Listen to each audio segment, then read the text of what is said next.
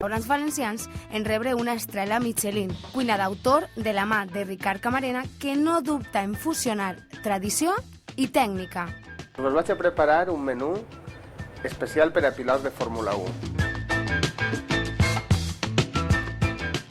Bueno, este és el primer plat, és un parmentier de nap en polp i tòfona d'estiu.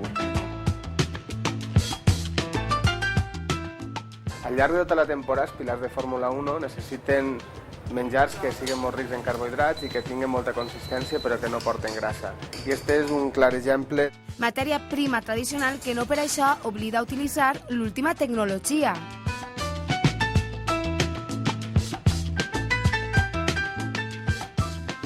Este plat és un plat basat en un plat molt tradicional que és un guisat de nap i polp que s'ha fet en la marina tota la vida. El que passa és que nosaltres l'hem reconvertit un poquet, doncs estem menjant un plat molt tradicional, però clar, unes textures molt modernes i en uns sabors molt potents.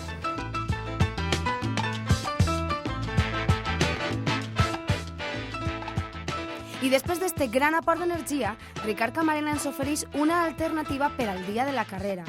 Amanida gelada de mol·lusc i verdures de temporada. Tota una càrrega de iodus i vitamines per a compensar els líquids que perden els pilots en els grans premis.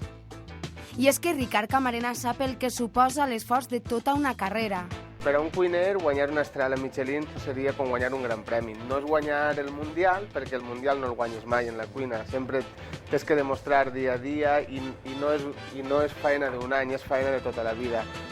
I per això no dubta en reconèixer que corre en una de les millors escuderies. La cuina valenciana pot ser avui que estigui en el millor moment. Pot ser que sigui la comunitat més emergent a nivell gastronòmic que n'hi ha avui en dia en el panorama gastronòmic espanyol.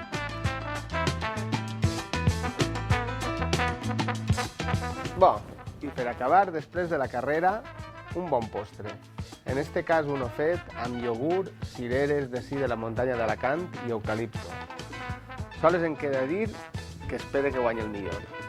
Salut!